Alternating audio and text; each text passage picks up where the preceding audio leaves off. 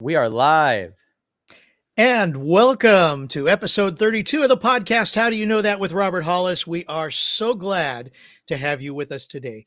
Now, before we get things going, if you are watching us on YouTube, please hit the like and subscribe and share buttons, as well as the subscribe button to subscribe to our YouTube channel.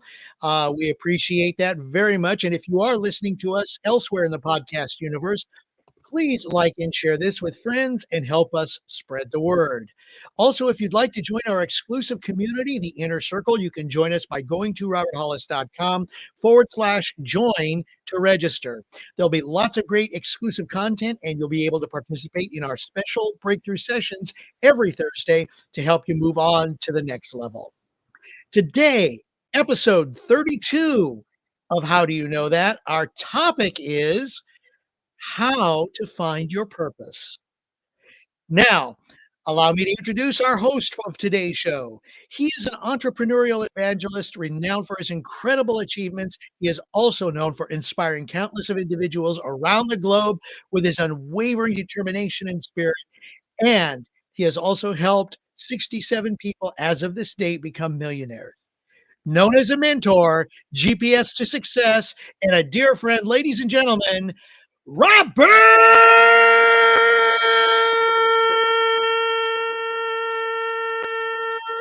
Hollis. I was going to say, Craig, the hostess with the mostest. I know his voice cord, it's got a little rest while we're out, looking for property in Temecula. So, Craig, thank you so much. I love you and I missed you. I totally missed you.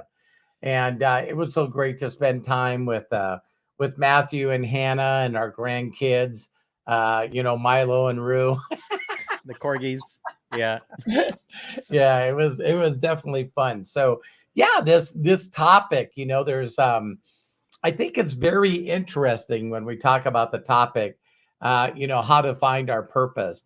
When there's a lot of things that, I'll start out by saying is that the only way I believe that your purpose could be found is by you having a clear definition what your understanding of the word purpose is. Because when we first thought about talking about this subject, I was laughing around with Craig, because there's one of my favorite cartoons out there that I shared with him before we jumped on here. And it's like, how do you find your passion? How do you find your calling? How do you find happiness? How do you find what you want? You know what I mean? It's this constant thing where I believe that most people don't find all of these things, including purpose, is because they really don't have their own definition as an individual of what that word means. And so I wanted to start out by saying that because, I always love being straight to the point and authentic as we can on these podcasts. And it was hilarious how Craig and Matt and I, both right before getting on here, Matt made the joke of, I hope you guys got some good information because I don't know what my purpose is. And so how do you talk about a subject that most people would define by other people's terms? Yeah. So we're always trying to be a people pleaser, most people. They're always looking for appreciation or love or connection from other people. So we never want to try to figure out what our description of purpose is. So now we got to rely on what the world thinks that purpose is. And everyone, if asked to write a paragraph on what they believe purpose was, you would never, ever get two exactly the same. So I think that's why it really fits into like, how do you know that, right? Because it is one of those elements where you'll hear people say, I don't have my purpose. And one thing that really we were sharing for a while about purpose was the movie Soul by Pixar, right? Yeah. Because it goes about talking about purpose and how to find that, because we're all kind of like searching for that, right? We're searching for a reason why we're here. And for some people, it's a spiritual reason. The things that they do here matter in the afterlife or whatever it may be. For people that are not spiritual or believe in an afterlife, it's like, how do I find my purpose of being here? Just something I've struggled with through my life on and on, where it's like, you know, if I've ever been in like mental turmoil and went to therapy or tried to work on my shit, it's always been trying to align myself with my purpose. Right. And through those situations in my life that I've had, I've realized that it's such a self-given thing. Like, it's so important to wake up every single day and have a reason to be alive, have a reason to be working towards something. And I realized that kind of why I recommended this subject and why we did this too, is it's like, I feel like a lot of people, especially when a new year starts, are going about, they're like, okay, what am I going to do with my life this year? Am I actually going to go after my passion? Am I actually going to go after my purpose? And I'm no different than the rest of those people. This year is, in my eyes, like one of the biggest years of my life. Like, I'm really looking forward to it, but that's because for the last couple of years, I really didn't have a purpose of my own. I was more like, I'll help build the Hollis brand. And obviously there's income aspects to that and growth and all those things. But that's more of a purpose that we have as a group. That's a group purpose. Right. I'm not talking about that in specific, even though that is important. I'm talking about personal purpose, a reason that you're here, the reason that you're doing stuff. And if you have like children or people that you take care of, that could be your purpose. But I'm talking about a little more personal of a purpose, right? Like, say you eliminated and you had nobody else that you had to fulfill obligations for, or had to help. You're just by yourself. What would you think of the future? What would you do to feel fulfilled personally? What would you go after? And I think that's really where I wanted to start this podcast with that subject, is it's like, how does someone find that? And then on top of that, how they take action on that purpose. And also, do you guys, in my opinion, a purpose doesn't need to always be massive, and it's always ever changing. Like, your purpose could just be to be better tomorrow than you were yesterday, right? Or today. And I think that even in a purpose, if you don't have one, is a good one. I'll share one last thing before we jump into this. Sure. But yesterday I was watching a lot of motivational videos with Mr. Beast and a few other people, because I'm just kind of like, YouTube's kind of like my little obsession right now, right? Because I see YouTube becoming the next television, if not already, right? No doubt. So as all these TV channels change, it's going to be, the floodgates are going to be open, and anyone can really create any content they want in the future with AI. And when that happens, and people can make their own TV shows, and people can make their own movies and music, and there's not all these barriers, we're going to see people make full-time incomes and release movies on YouTube that they made in their house with AI. And I'm so excited about that, because the growth of creativity, but also the growth of this brand new space and medium to express your purpose, right? To express the things that you're excited about. It doesn't have to be movies. That's just my example. But man, what so much opportunity exists there. So when I was watching those Mr. Beast videos, he just elaborated on the exact same thing I'm kind of talking about now, which is like, his purpose every single day is to get better at one element of making YouTube content, because that's his passion. If the thumbnail for the video that he did next is better than the one that he did before, he's like, good, I'm doing great on my purpose, doing awesome. And it's interesting, because even someone that's hit in a lot of ways the peak, like, this dude has more influence than some senators, a lot of people, to be honest. Jeez. You know, if you see Mr. Beast fly to another country and land, there's people waiting for him there every time. And he has all this influence, but then you hear him talk and you're like, how does he keep going, right? It's because he's made his purpose small and massive. His personal purpose is to grow in this area every day, and his large purpose is to make an impact on humanity. So it's like, you can have both of those, and the duality of those things can keep you happy and motivated quite a bit. Yeah. So with that said, go ahead. I'm sorry. Greg. No, I was just going to throw it to you guys. So yeah, I was going to say, with regards to Mr. Beast, it's kind of like, okay, he's found his niche. He's found what it is that he likes to do. And again, it comes, and Matt, to even kind of continue with what you were saying, finding that passion, finding whatever it is that motivates you from your heart, not from your head, from your heart, that people will attach themselves to.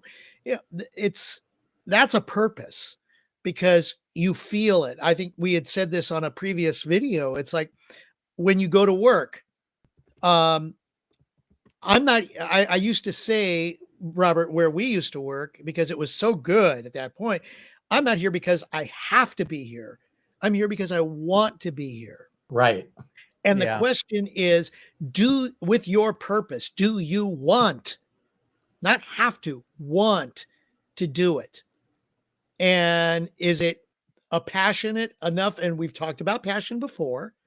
Is it passionate enough to drive you forward to complete, or to do that, or to, let me rephrase that, to take that journey to that level? Because remember, I think we've also even brought up, it's not so much achieving the goal, it's the journey, it's the adventure taken to achieve the goal. Right. And I think that's where people need to, that's the purpose of what we do, at least to start this from my end. Sure. Because and you've said this before, Robert, you won't move forward unless you have something to look forward to. No, that's very true. Isn't that a purpose? It is, to a certain extent. Yep. Like I love this one line, and then I'll let my dad speak and share on it. But I love this one line, and I just wanted to bounce off of you, Craig. There's this one thing that Steven Spielberg said, and I constantly think about it whenever I'm like, what's my purpose? What's my purpose? Right. Yeah. He did this speech. And I think it was a college address, right? I forget which college, but he did this speech, commencement speech. And he said, your purpose and passion are not a shout. It's a whisper. It's not something that's going to come up and beat you over the head with it constantly going, you need to do this. You need to do this. It's that thing in the back of your mind that goes, man, I would be fulfilled if I was doing this. Man, I would be so much happier if I was doing this. And we kind of like mute that whisper out, because we're like, if anything, it makes us feel like shit because we're not doing it. We go, here went another year where I didn't do that thing that I've always wanted to do with my life. And when you think about life being the way that it is, you never know when that opportunity might no longer exist. So there's always that fear of not getting to it in the life that you have, right? So it's like, well, how do you get the energy and push towards it? And it's like, you have to listen to that whisper. You have to be excited about it. Yeah. I mean, go ahead, Robert. I'm sorry. Yeah. And the part about, your mind's like a parachute. It only works if it's open. So, one of the things I wanted to bring up to both of you guys as well is, you'll find a lot of time that people's purpose, because they, just like when you ask them what they want in detail, or whether or not they have designed their perfect day that they want to live one day, you'll find this if you don't spend any time creating that perfect day, or ever writing down what you want or what you're dreaming about. Now, for those of you that are a computer, you don't have to do a vision board. You can type something out. But here's something that's very unique. Based on your belief and values, you're going to create that definition of purpose for you. So, give you a neat example. There's people that will come to me and I'll say to them, they'll go, I'm just, you can see that they're stuck. And I still believe this to this day. It's the best saying I've ever heard. You're not stuck. You're uninspired. Now, when people all of a sudden are told that there was a guy, his name will hit me, I know, as we're talking, Rick Warren, see? You talk right.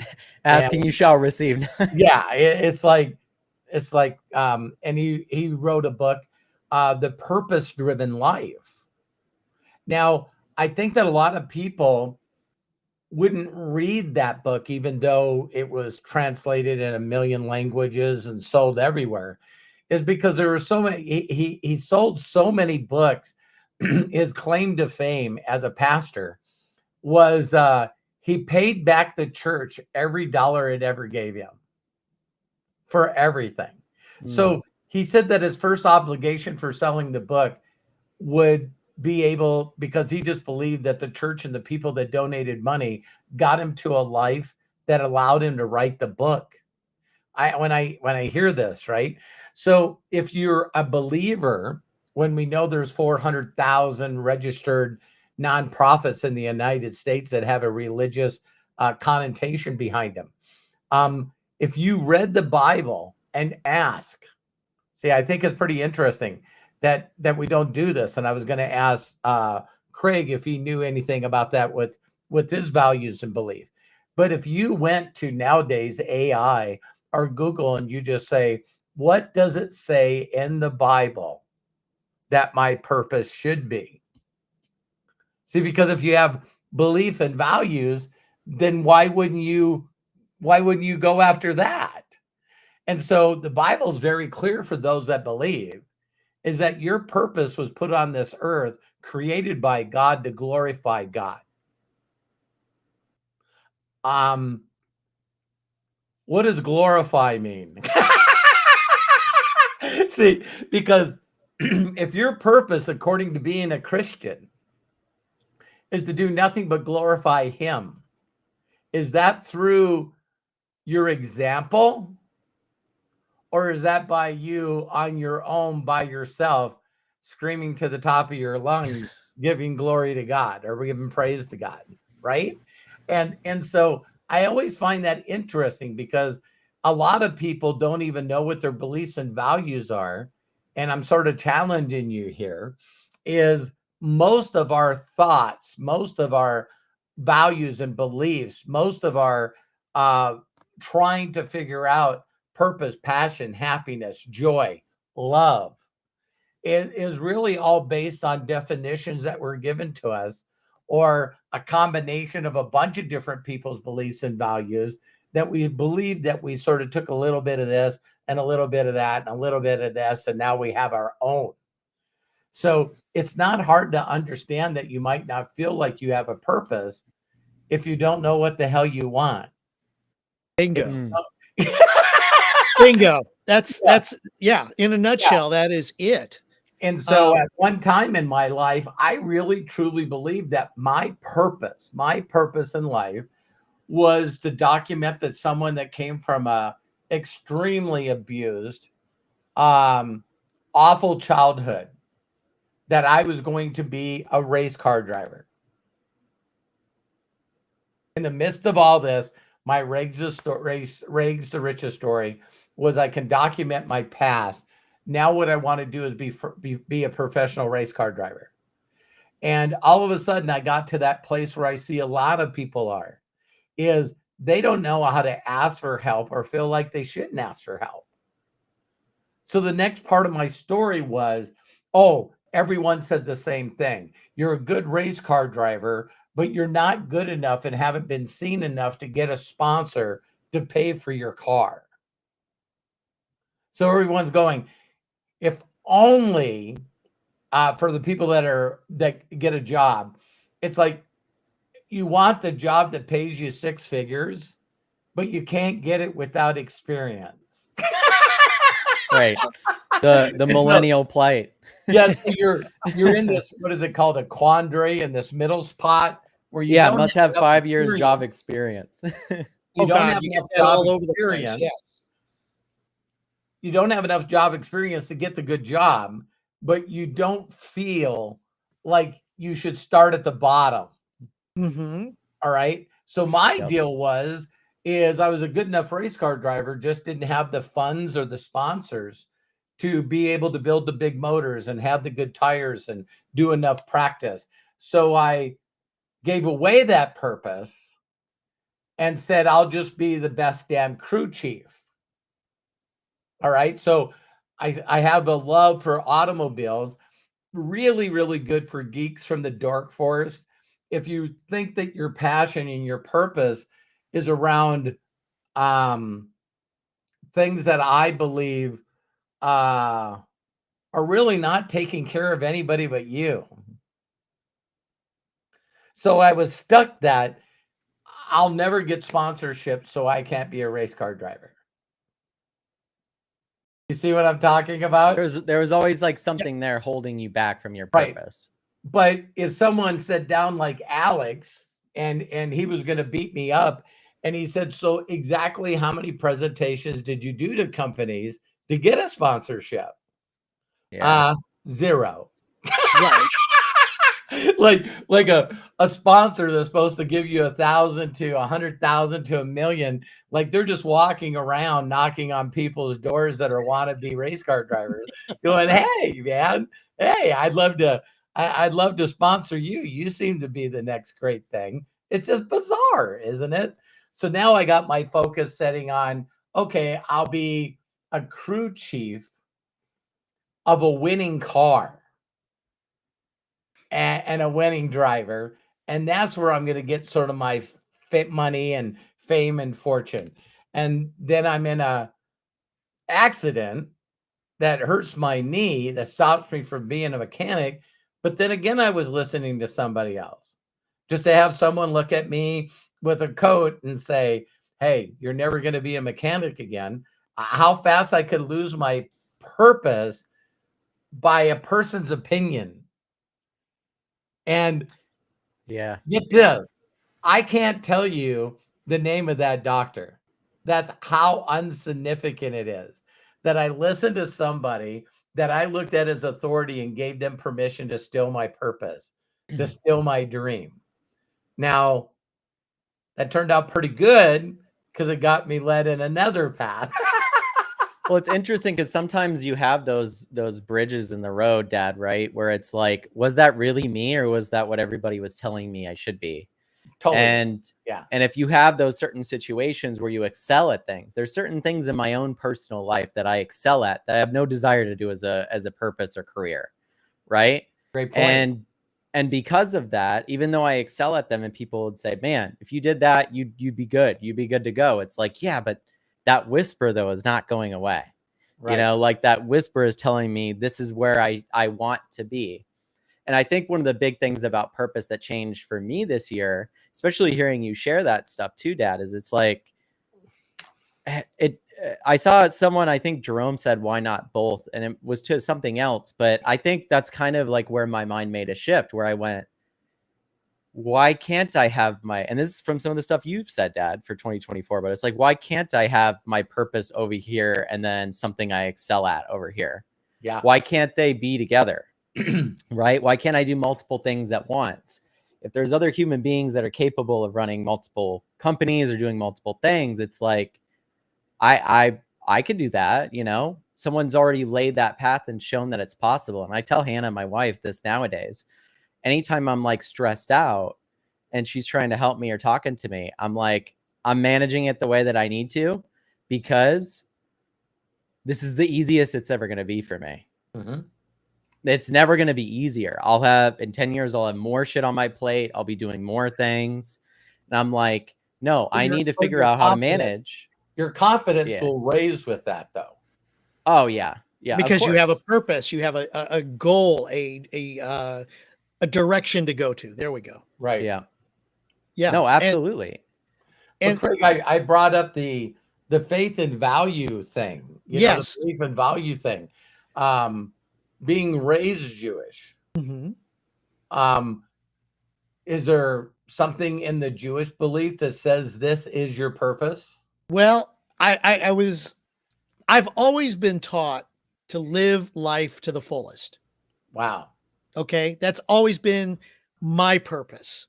And that's the way that, you made me just think of a saying that I haven't said in a long, long time. I know I posted it, but it's like, if people believe in something bigger than themselves, let's not put a title on that, right? Okay. For this video, let's call it source. Source. Right? I was just going to say. Okay. Or for Star Wars people, we'll say force, right? Whatever you believe in that higher power that may or may not have created you, consider that as a gift. And what you do with this gift is your gift back to the creator. Exactly. Whatever No, creates. Yes. So, right. you know, There's something that I looked up here. It said, I actually looked it up, but purpose of life, Jewish. okay. And this is what came up, which actually, in a sense, is similar. Um, Obviously, well, one of the things it says, true purpose on this earth is to live a life dedicated to God. But even more important, whatever you believe, whatever your source happens to be, the second sentence just makes absolute sense for everybody. A true life of holiness involves interacting and relating to others. This is getting deep fast. Well, And yeah. yeah, it's The reason I say that it's getting deep fast, Craig, thank you for sharing that, is, you know, for me, if someone told me that I just give me the bottom line, just yeah. I want a bottom line. For me, this would work for everything. Everything. And for me to fall in love with myself the way that my creator sees me. So once I learn how to love myself as I am with no judgment, no regrets, no, me constantly finding all the fault and everything and in me, but Mhm. just look at myself as a miracle and learn to love myself. Then other than that, as I'm learning that journey, is to pass that wisdom on that made me feel like I love myself and I'm a miracle, and give those aha moments to other people. So when Matt and Craig asked me, what subject should we do? And we came up with this. If someone cornered me and said, okay, just stop all the wondering, Robert Hollis, what is your purpose? And my purpose each and every day is to be a better version of me. And in that journey of learning how to do that and make that true, I want to share that wisdom with other people so they have the same aha moments I have, because what gives you joy and what makes you fulfilled. And the reason that I know some of these words is because there's other words that people said I should be. And I was like, why? Mhm. Well, when you really start questioning everything, How do you know that? yes, that's when all of a sudden people go, well, you should love yourself. Well, what's the definition of love? Oh my God. Now we're back to everyone having their own definition. Right. No, there's this book. Right. When you guys Yeah. talk about like the spiritual stuff, even like what you're saying, Dad, with giving back. And I've heard you say before, like, I want to try my best to outgive God or whatever that is, right? For Mhm. you. Right. There's this book that I read that really helped me out a while back, and it deserves a reread, but it's called The War of Art by Stephen Pressfield. Okay. And the whole book is about kind of a similar premise, right? It's wrapped around, how do I express myself creatively in my purpose or whatever it may be. That's why it's called The War of Art. When I just feel like whatever I put out there is going to be shit, or whatever I do, I'm going to be criticized for. If I do videos, I'm going to be criticized for it. And he takes this whole entire approach of going, you are not the creator of anything. You're the conduit of creation. Ooh, And so he yeah. takes the approach going, your job is to sit and be creative and open up that conduit to whatever that is. And whatever it needs to say, or whatever, whether it's God, whether it's a higher version of yourself, anything like that, whatever you want to see that as, you are the conduit for that to happen. But if you do not make time for that conduit, if you allow that to back up, it's only going to cause you chaos. Yeah. Because just like your internal voice, if you mute it out, that whisper, it's going to annoy you every time you hear it. All the time. Absolutely. Because it's going to be a reminder. And so that War of Art book really helped me with that in certain aspects, especially in front of the camera, because I'm like, oh, what if I say the wrong thing, or what if I sneeze or whatever, right? And then you go, no, that's not the point. My point is to be here and be present and be open so I can share what that is, share that offer or whatever that may be. And that is totally it, Matt. Yeah, because it feels interesting, because we'll see even to this day, we'll be sitting on here and my dad will go, hold on, I'm getting a download, or hold on, I'm hearing something. I need to say something, right? Exactly. And I believe that's that conduit, right? It is. It's that place where it's going, this is something that needs to be said at this moment because these people need this. And you go, well, I don't feel like that was mine, right? Where'd that come from? I don't feel like that was mine. I can't take credit for that. So then people will like attribute it to God, or they'll attribute it to something else. But he's, like I said, he's taking the approach that that's a necessary part of life that we lack attention towards. Yeah. So we're at a war with ourselves because of it. Yeah. Man, I still to this day, well, I understand it. I understood it before I got linked to other people that made me think. You know, when I heard this, and I don't know who said this quote, but I really love people that force you to think. Where you go, what, you know, Abraham Hicks or somebody, you know, it's people that are always saying this stuff. And here's my question to all of you. Why are you asking yourself and asking other people what your purpose should be and what your passion is and what fulfills you or gives you joy or makes you have an impact? Any word that you want to use, why are you asking yourself and other people if you really truly believe that you're uniquely created, as your DNA says? Why is the thing that people believe that creates them, if you believe on that spiritual level, are like Soul when we watch that movie? If you haven't, you got to watch it. It's like, because it's on the Disney Channel, by the way, for those people looking for it. Yeah. And so all of a sudden you put yourself in a position where you're stuck, you're lost, you don't know how to move forward because you're not asking the thing that you believe created you. Yeah, well, I mean, even Jerron just said, hey, what's my purpose? Because I think that another cartoon that I know that you guys have all seen, where it says what you thought happiness or success is, and it's this straight arrow from here to here, and you got it.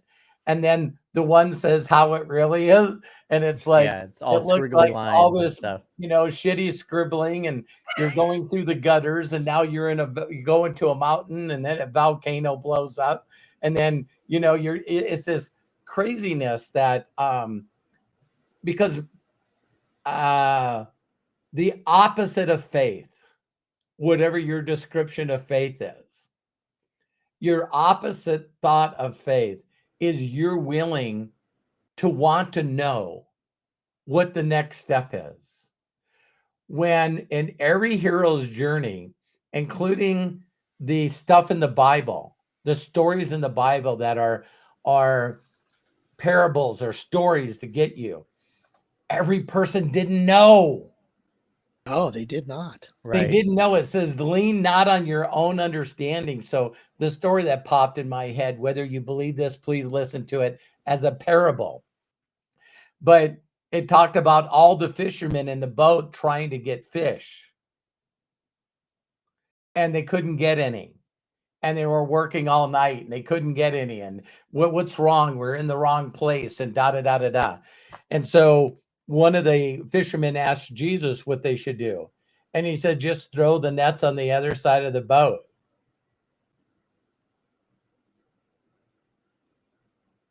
Okay, I've been a fisherman forever, and I'm going to have to call a little bit of BS on this story. See what I mean? Right. Yeah. But if you know the story, which is a story that they decided to stop complaining, do what he said, and they got so many fish in the net that they couldn't pull it in the boat. Right. Mm-hmm.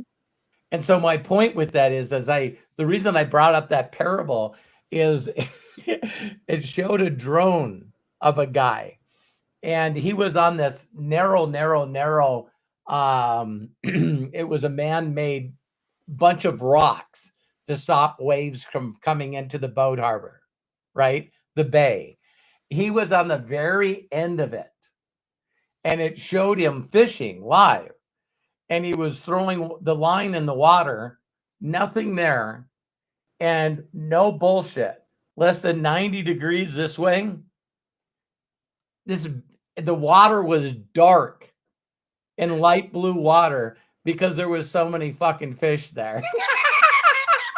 Right.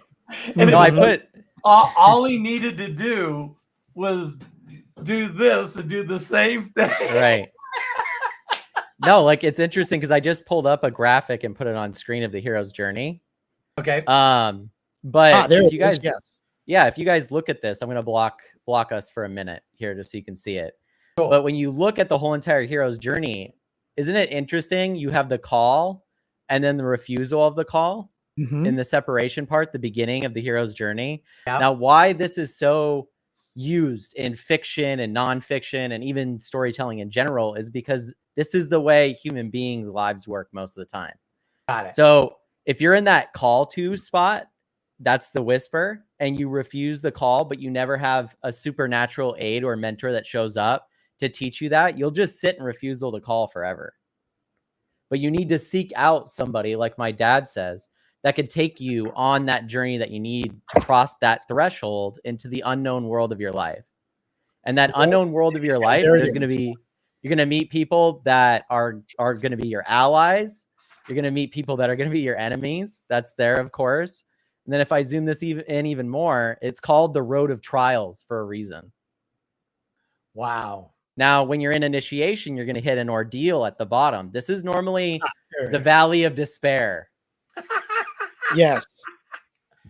Then, like in any story, if you look at Obi-Wan Kenobi, you have the death of the mentor, but this could be moving on from your mentor and actually acknowledging your own creativity and results. Then you'll have a battle with your brother. Battle with a brother basically means battle with your former self, going back to the life of who you were, right? And that could be a fictional person in a story that's going, you don't need to be that anymore. Just come back to us, right? That's temptation, right? Go back to where you were, your known world. But then you'll see the road back at the top, the refusal to return, and then the ultimate reward, and then the master of two worlds, both the world of the known and the unknown. This is the hero's journey that Frodo goes through, Harry Potter goes through, Luke Skywalker goes through. They all go through this journey, and why it feels so good to watch for us over and over again is because we love that, because that's in ourselves. But if you keep yourself underdog, it's the underdog. Yes. Totally. Yeah, if you keep yourself in the refusal to call spot constantly, you can see that you're never going to step into the unknown world, and you're never going to be what you need to be, what you want to be, your purpose. And that always is in the unknown world, unfortunately.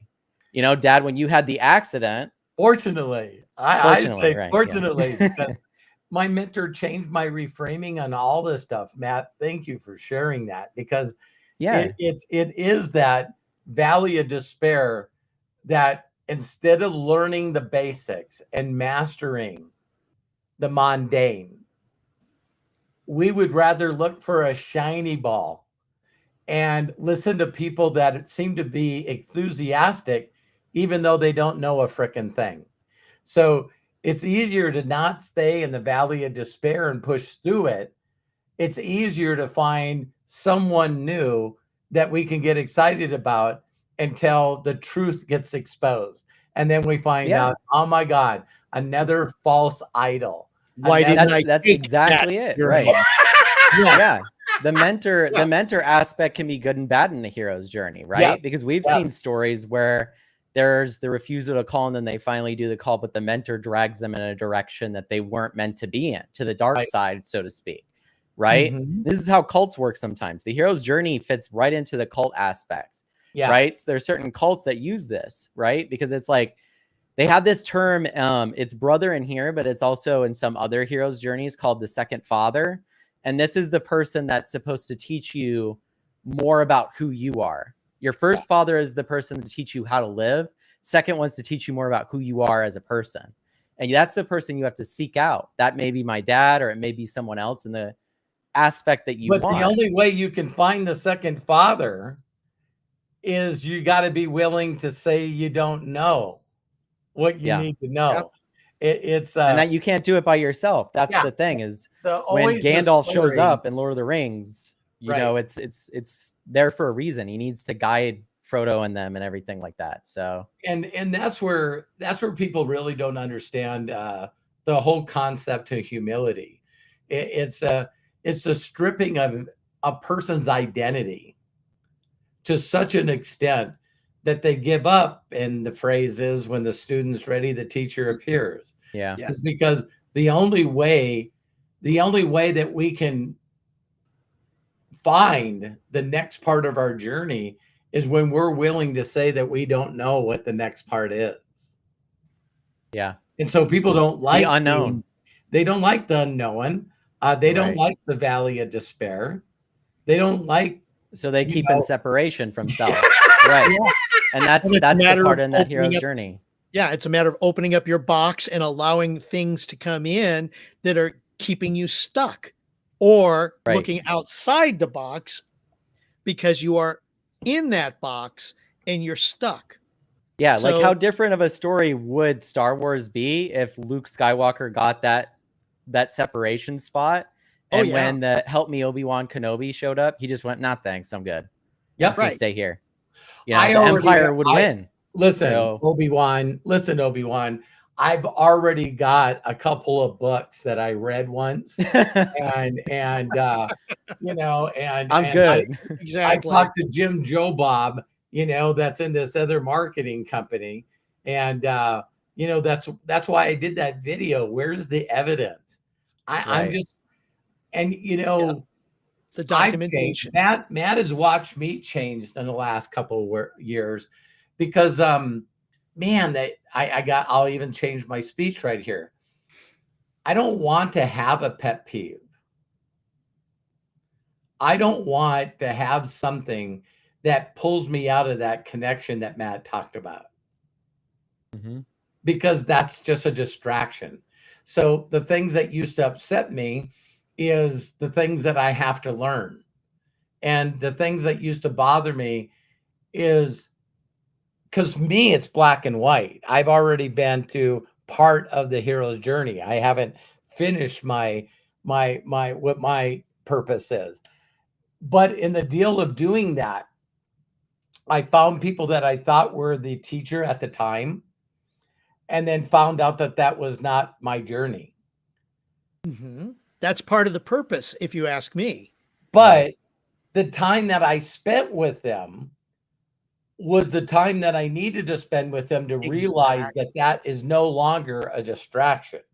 Exactly. Yeah, that's the interesting thing about it. You got to experience that. Yeah, I made $1 million in one day with my affiliate program. And people are like, well, screw this building a group of people that I know, like, and trust. Screw that. What I'm going to do is just sell big ticket items. Yeah.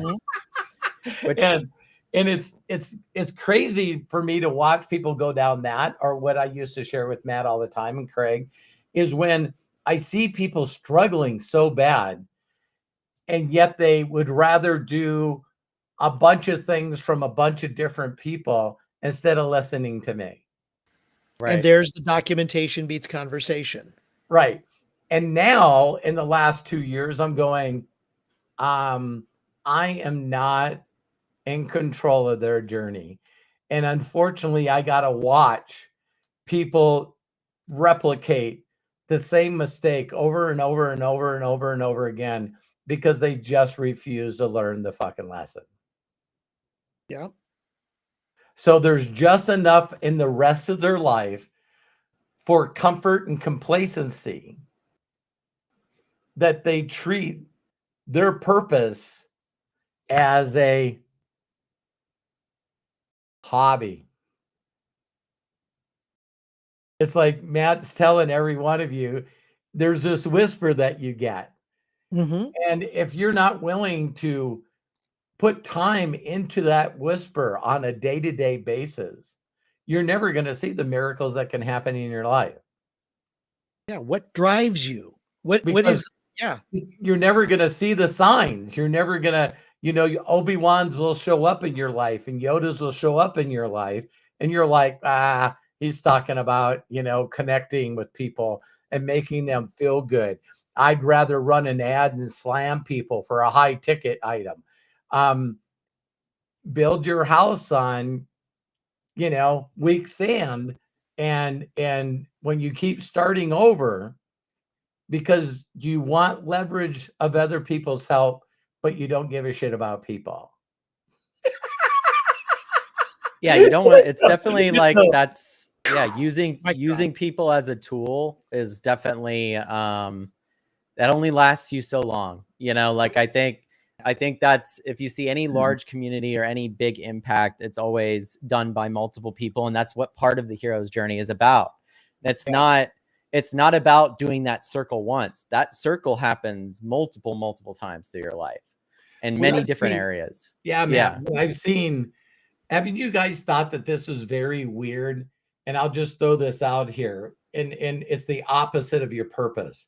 It's just manipulating and taking advantage of people because you figured out how to do it. But the worst kind of success, again, is a little.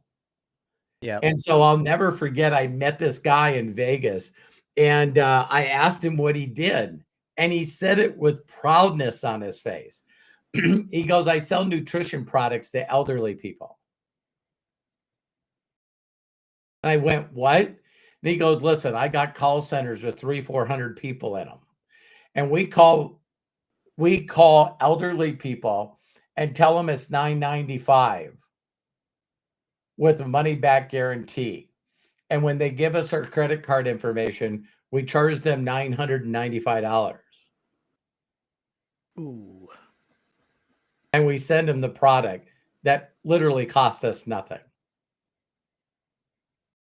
And I was going, dude, okay, so am I casting judgment? Am I saying that this is not good? Did it piss me off? Yeah, I had all my values and beliefs.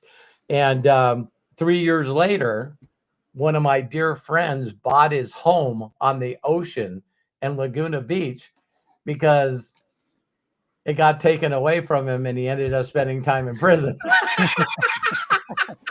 Well, that's like, some people believe in karma and stuff like that. I think if you tend to like mess around with things to a certain extent that are, you will develop and create anything you believe 100% in. Yeah.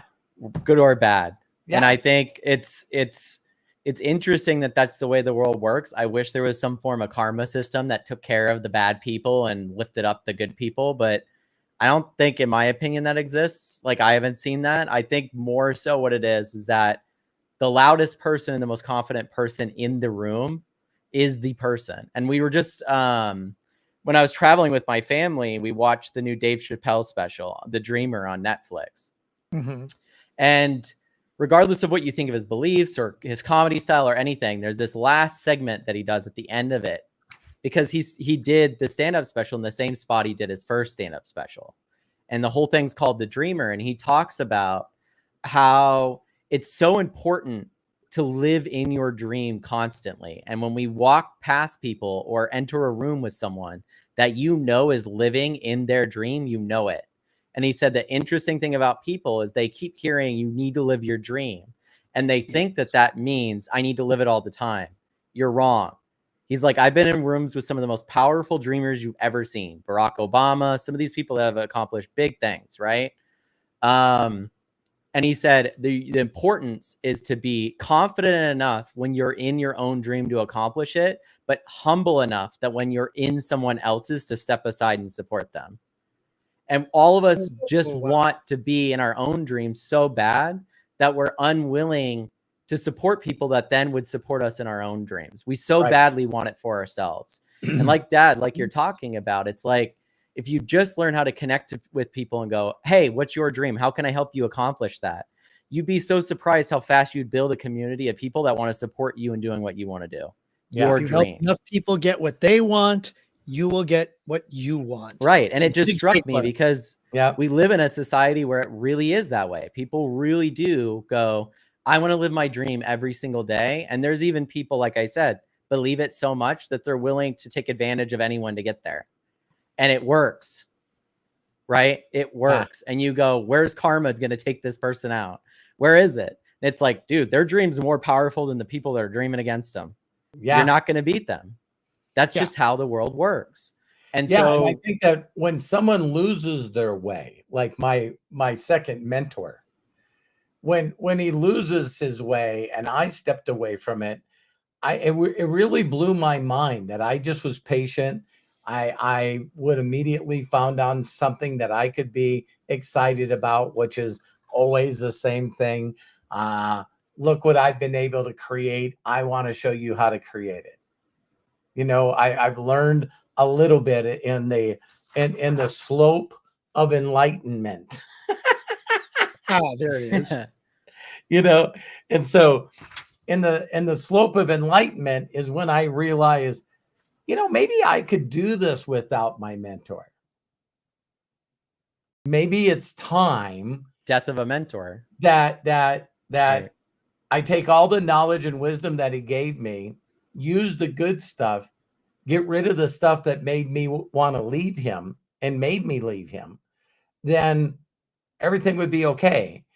And about the time that I did that, which took a few years, now all of a sudden when the government went after him, they were looking for an individual that was close to him, that was being successful without him.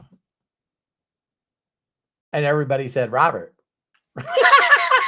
You got to reach out to Robert. It's like, you can take the good stuff or the stuff, you know, sometimes we're still labeling things good and bad and evil and not evil, because it's all based on purpose, people's beliefs and values, right? And so now all of a sudden you're in that thing where you go to the next layer of your life, or the next strip in the onion to find a way to make a faster, bigger impact. And so it is pretty interesting how we consistently keep looking for a purpose, when Matt just said it perfectly. I would say maybe sometimes 50% of my time is actually helping another person build their dream. Yeah. No, I've seen you do it. If people are like, okay, what the hell is a breakthrough?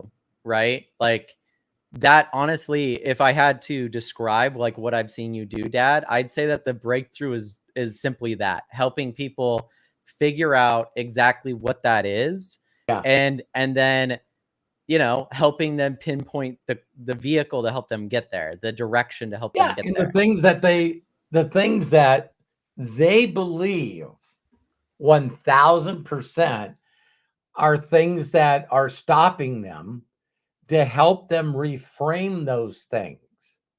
So they're like, shit, I never even thought about that. And usually after you get people to show them how to reframe things in their past, so that they can move on, then that's when they go into the phase that you got to help them with, well, great. Now I realize that I could have been somewhere else if I wasn't so stupid and listen to the wrong people. Okay, this is the phase where you stop beating the shit out of yourself. You know what I mean? So once you expose people's framing and you get them to let go of it, well, now what you do is you beat the shit out of yourself, because you go, I can't believe I was listening to that idiot, or I was part of this cult. Again, description by whoever's saying it. It is pretty hilarious how all the organized religions believe that everyone else's thoughts and beliefs is a cult. Interesting. You know, it's a thing that's called you know, just being diversified, not diversified, but my way or the highway. Division. Yes, division. Yeah. I still am so saddened by when I see someone post something super aware or aligned, where it's like, I seen a person post something where it showed the Roman Colosseum. And one of the things that the Romans, I guess, said was, if we keep them excited about something other than us that we gave them, they won't go against us. So it showed the Roman Colosseum and the fighters fighting each other in lions. And then the next picture was a picture of the Super Bowl. and there's millions of people all excited because they're watching two groups fight each other. Damn, this is exciting. Never mind what else is going on around them. But Matt, isn't that called entertainment? And well, yeah, you know, back when we had to like scavenge to survive and do all of these things, you know, if you listen to experts, the invention of modern medicine and all of these things has exponentially made human beings live longer than our brains were really evolved or meant to be at. Regardless if you believe in that or not, it's up to you. I believe in that. So as we've evolved, we weren't kind of meant to live into our 60s, 70s, 80s, all of these things. So the passing of the torch from the younger to the older generation happened a lot sooner, just 100, 200 years ago, right? Because modern medicine kind of came in and went, hey, you don't have to lose your parents or your family members anymore. They get to be a larger part of your life. And as great as that is, we get now with that longevity, we get mixed up in the purpose of the people that surround us, so much so that there's not really like a framework anymore for helping people find what that is for themselves. It's either indoctrinated with religion or from their family. You know, you need to do the family business, right? That type of aspect still can be very huge in a tribe mentality, right? And that's just kind of how we work. So sometimes to go on that hero's journey, you have to do what my dad did. You have to take yourself and you have to move yourself to a whole different place with new people that force you to be numerous times, right? Numerous times. And I'm doing that myself. You know, I think it's one of those interesting things when you see, you actually step into that world, how exciting it can be, because you're like, wow, okay, I kind of feel like the flow is going in that direction, right? Yeah. So, and that's where listening to your heart becomes so important, especially when you're trying to find your purpose. Because, okay, and as you guys have shared, you get people who say, this is what you should do. But do you feel like this is what you should do? Do you have that feeling inside like, okay, I'm going to carry on the family tradition? Maybe not. Or if you want to, fantastic, do it. But is it part of how you believe? Is it, you know, if you believe that you need to be a singer, an actor, and yet you're being held back because the family wants you to be an accountant or a doctor or a lawyer, and you reluctantly go into being a doctor, a lawyer, or an accountant, and you're still thinking in your head, damn, I should not have gone this direction because I don't feel it. I don't feel the passion. My purpose is not there. And then you see people who have gone through college and taken courses like those courses that are, you know, monetarily expensive. And what ends up happening? No, I'm going to follow my passion, my purpose. Okay. Yeah. It's all gone. Whatever you did, you know, to go through that, get that master's degree or that pilot higher and deeper, the doctorate, it's gone. Now you still get some experience from that. And that goes back to following your hero's journey. Part of somebody's journey. Correct. But ultimately, were you happy following what others said you should? Right. Versus what you want to do. I remember this study coming out in 1999 or 2000. So I know I added it in my presentation at that time. And I do not know what it is now, to think that I'm talking 24, 25 years ago.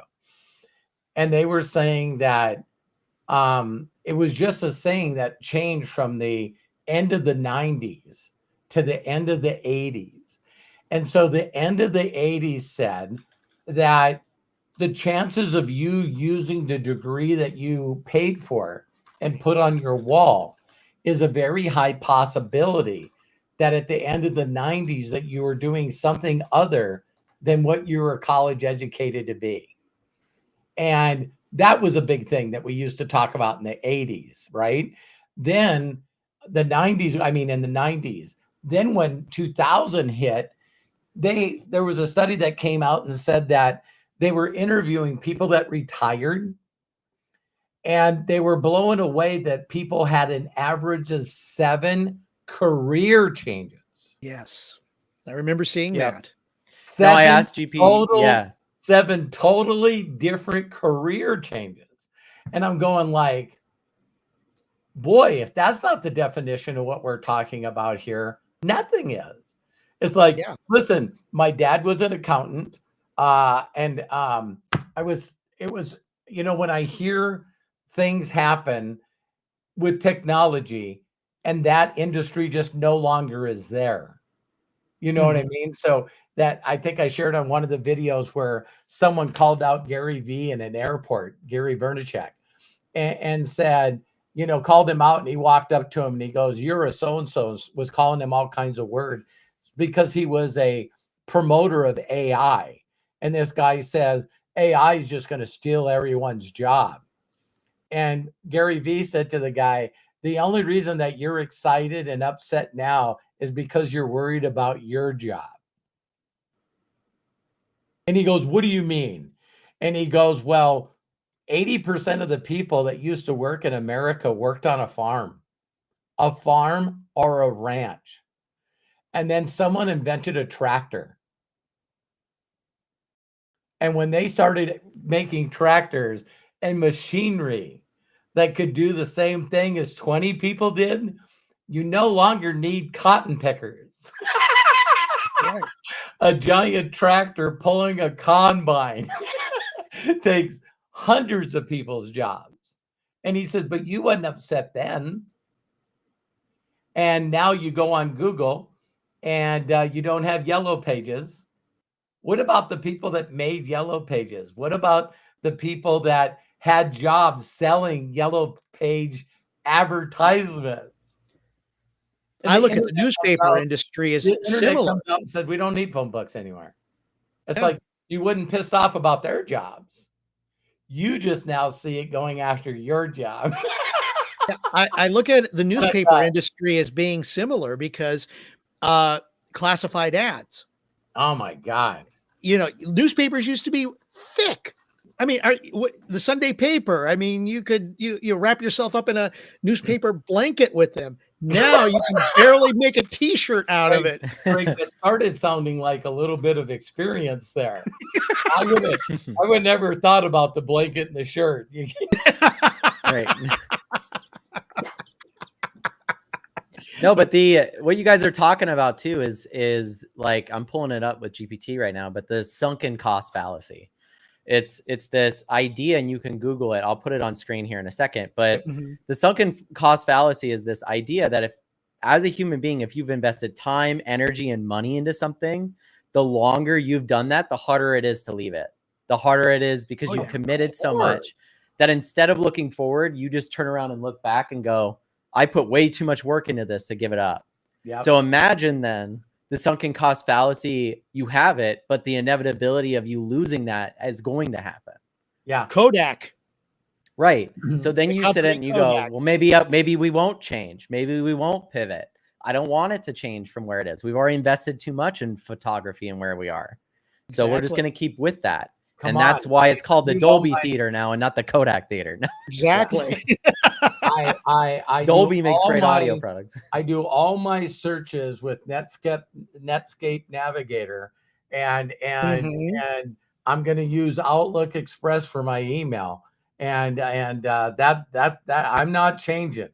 I'm not changing. Right. Exactly. And it's still that way for a lot of people, and I think that it's very difficult to take a step back. And we always talk about this, like analyze yourself and figure out where and what you want to be doing. Because if you've invested so much into something, maybe it's a career, maybe it's a certain choice, maybe it's a relationship, something like that. It's important to remember that there is no human being that's not done this or been at fault for this. You're not any stupider than I am or anybody else that's made this mistake. Part of the journey. Yes. Right. And I always say there was this one documentary I saw, and it was about Bernie Madoff. Right. And so I'm watching this documentary, and there's this one dude that was an expert in analysis for fraud. And he's sitting there and he's doing an interview, and he goes, I gotta admit something. I put money in with Bernie Madoff and lost money, even though I am an expert in finding fraud detection. Yeah. I was still blind to what he was saying, and that's the truth.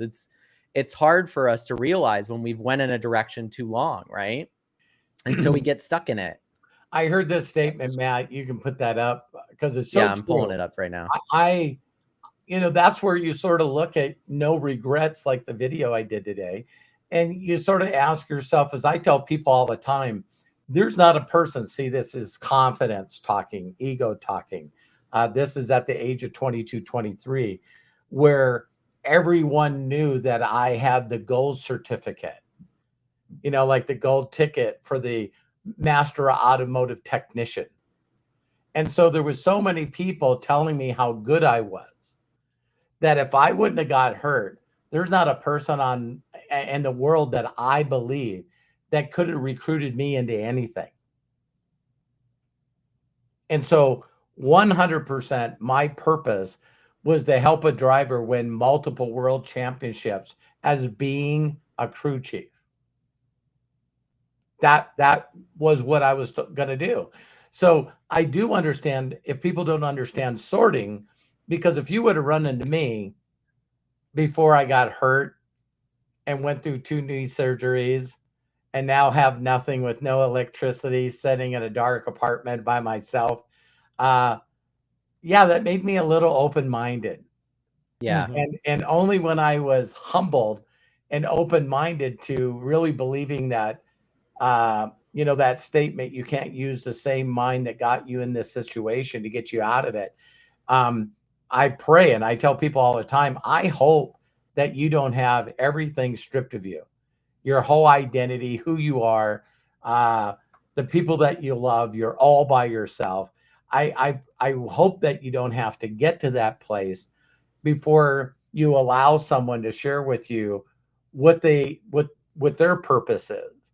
Like Matt said, I've shared this with, regardless if you call it passion or you call it whatever you want to call it, your calling is that I got inspired by other people that was following theirs. And there's this phrase that you hear, you become who you hang around. So when you're hanging around individuals that have 1000% confidence and belief in where their journey is going,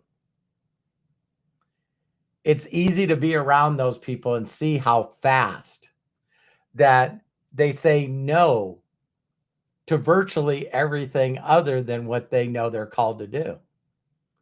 That's when you know you got somebody that's up here.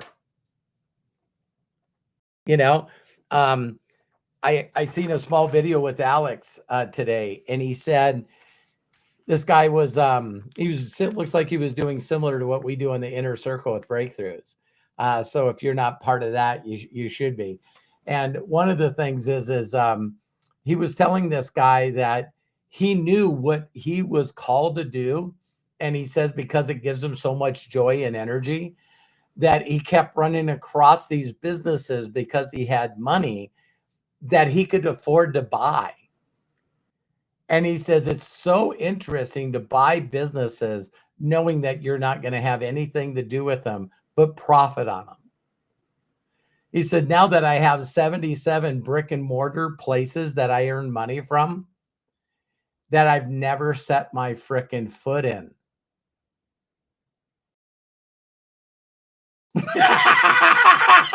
And I went, wow, that's a different level. Like, Warren Buffett probably has never visited Fruit of the Loom or Geico Insurance. But now his purpose too, if I may, his purpose could also be, how can I, now that I've got my millions and billions, yep, is similar to your purpose. How can I help others? Yeah, he just said, him teaching what he does, he says to a majority of the people is so far out there that he just wanted to tell them, if you don't think you can do what I do, your leverage is learning from my experience. buy some shares of stock. AKA follow Robert Hollis. Yeah. So Berkshire Hathaway has the A stock and the B stock. And I don't know, there used to be a time where Warren Buffett had the only stock on the New York Stock Exchange that hasn't been split. Isn't that crazy? So people split their stock to get it to a price where the masses can afford it. And Warren Buffett said, I'm never going to do that. So at one time, you could have bought a share of his stock for $1,000, and you try to buy a share of stock today, and it's $500,000. You know, so it's hovering around the 300,000-400,000. Imagine, I'd like to buy some Warren Buffett stock in Berkshire Hathaway, the A stock. You have 400,000. That's what it costs for a share of stock. No, I don't. Then if that's your purpose, maybe you ought to find out what you want in life, build a game plan around it to one day have enough money in the bank to buy a share of that stock. And it's like, oh yeah, hey, that's a cool well, that goes back to like follow somebody. If you're in someone else's dream, like hang on and support them, because I think you know, we always think, okay, if I go down this road with somebody, I'm wasting time that I could be going down my own road. That's not true. You learn things from every single road you're on. And Right. if you listen to important and like people that have really made an impact and made a bunch of money and all these other things, they'll always say how important it is to be an apprentice and how important it is to be in a situation to learn information that you can't normally, and how important that is. And in my own life, I've experienced that. So you get on the other side of the veil, like it's Wizard of Oz, and you realize this shit isn't any different than the things that I've been doing before. I just made it so massive in my mind, that for me to go on my hero's journey, it's so much easier to refuse it because I've made it so large that it's impossible not to refuse it. It's kind of like that one thing that Alex said. It's easier to find problems in a situation than solutions. So then just think of all the problems and then just don't do those problems, because that's easier for your mind to do than it is to go, how do I not, you know, how do I make this a success? Well, how many other directions could you go where it wouldn't be a success? All of these reasons would make it not a success. Then don't do those things and it will be a success. And it's like, that's how you find your purpose, Matt. It really is. When you go through and you know, it's like, okay, this didn't work. This didn't work. This didn't work. And Robert, you shared the Thomas Edison quote earlier. I found 10,000 things that didn't work. Well, okay, to find the one thing that he did make it work. And that was his purpose, to find that item so that everybody could benefit from it. And that is exactly part of the hero's journey. What works? What doesn't work? How can I find out what works and what doesn't work? Well, the only way you're going to do that is do. There is no try. Thank you, Master Yoda. Yeah.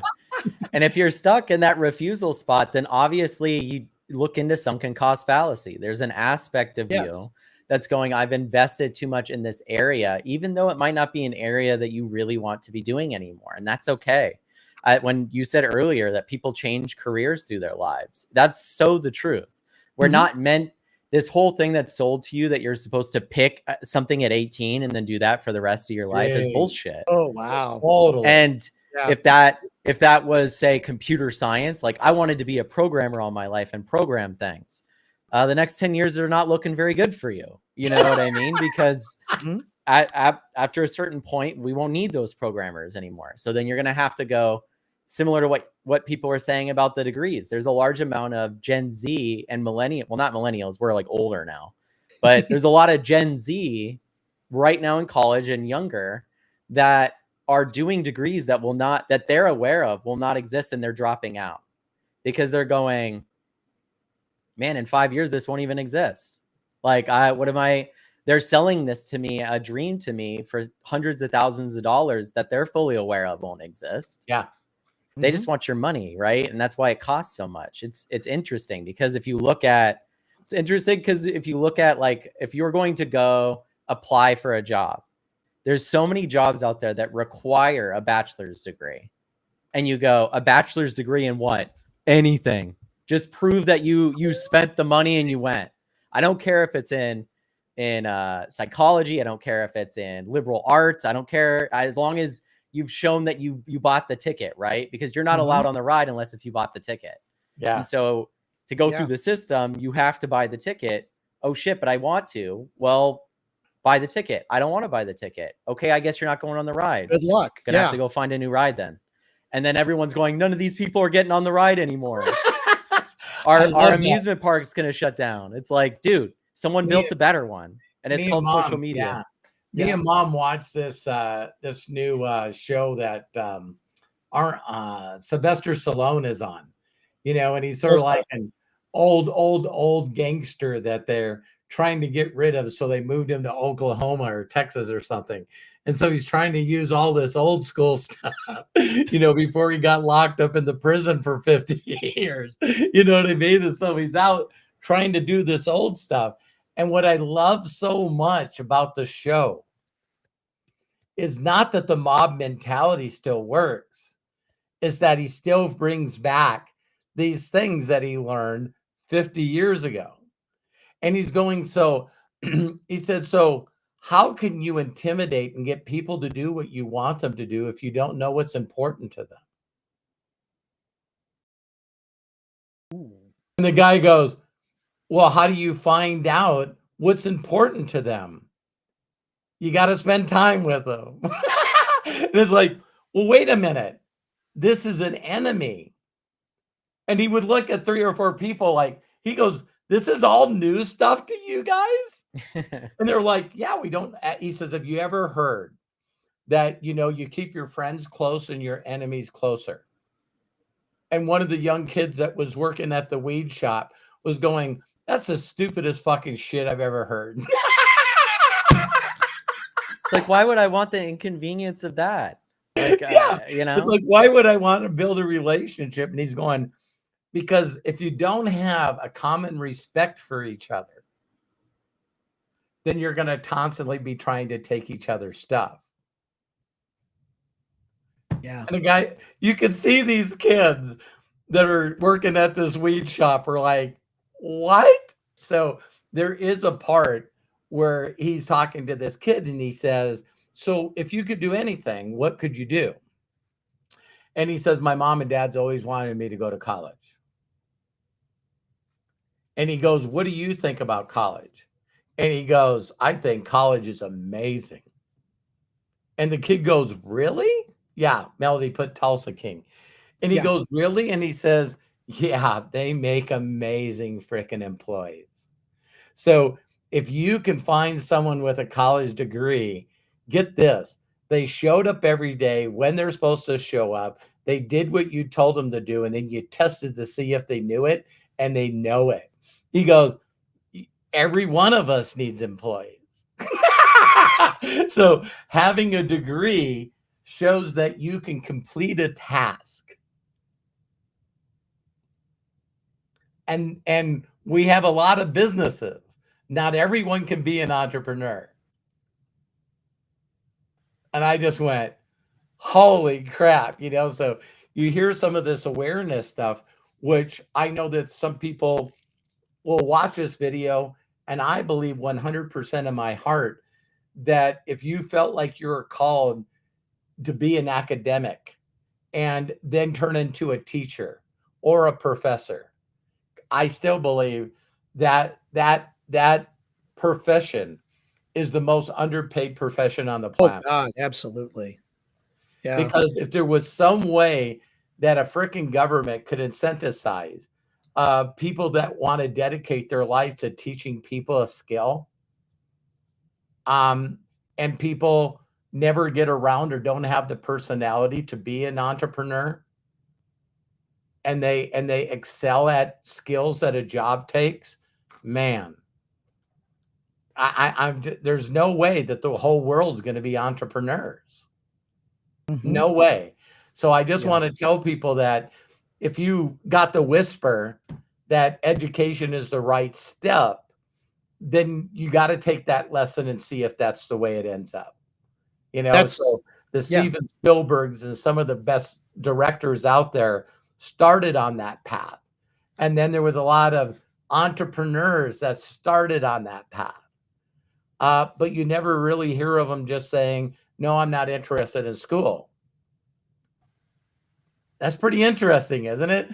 That they got in school to learn something that they wanted to put their heart and soul into for whatever period of time it was. And when they found that, then they left school. They stopped going to school. But I sometimes wonder, it was easier to do without the sunken cost fallacy back then.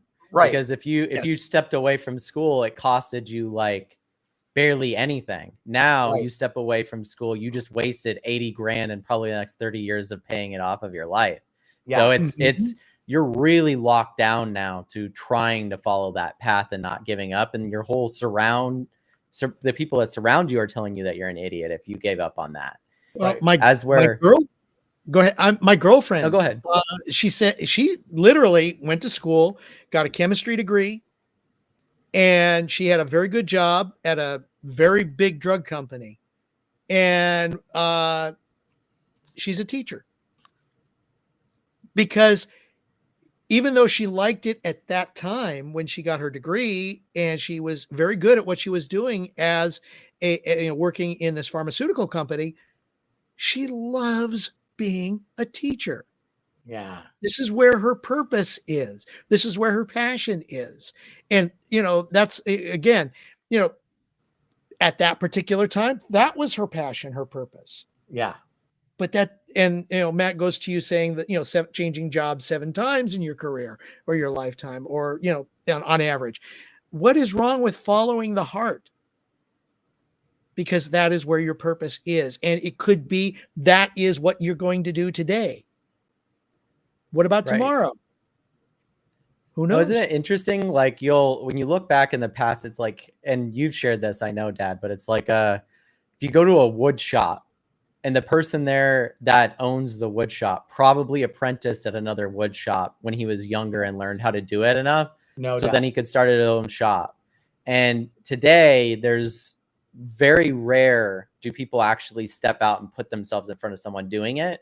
And there's nothing wrong with, like my dad was saying, following the academic path. Actually, I thank you because you're making the future better. Like without all that information and knowledge, we wouldn't even have like the AI models that we have now. And it's interesting when people talk about them because they're going like, they should pay us for all the information. It's like very old school thinking that the money aspect of it is the most important part. It's like, no, the financial incentives of copyright are bullshit when you think about the impact on a kid being able to learn knowledge and learn information that you made that had no chance of ever hearing about you ever without it. Right. That knowledge now that you put all of that time, energy, money into to write those papers and to do all those things and to research or to teach now gets to train something that then can teach that to a kid in Uganda that then can go and change the world. And I don't know why you need a financial incentive for that. I think it's just kind of like the way that the world works right now with capitalism, where it's like, well, I put all the work into it. But I think we will get to a point where the knowledge aspect and what you teach and share is way more important than the financial aspect of what you get from it. Yeah. Like the wave that you make by being Albert Einstein. How much money was Albert Einstein worth? Probably like Wallace Waddles. Yeah. But you see what I mean? None of us know how much Albert Einstein was worth or how much was Tesla worth, right? But guess what? We know how much Edison was worth. He's a businessman, right? We know how much Elon is worth. But these people that really made an impact, that there wouldn't even be certain aspects of life that we live by now, did not do it for financial reasons whatsoever. They did it because they were called to do it. And these guys would have had no problem with an AI being trained to teach other children in the next generation to do it. So you think that the science of getting rich that had such an impact on my life, of course, now it's over 100 years old, so it's all public domain. It's available out there everywhere. The other thing is that I don't know where they got their research, but I believe in this person when they told me is they just said, have you ever done any research on, what kind of assets, what kind of, da da da da da, Wallace Waddles had? And I said, no, I never did.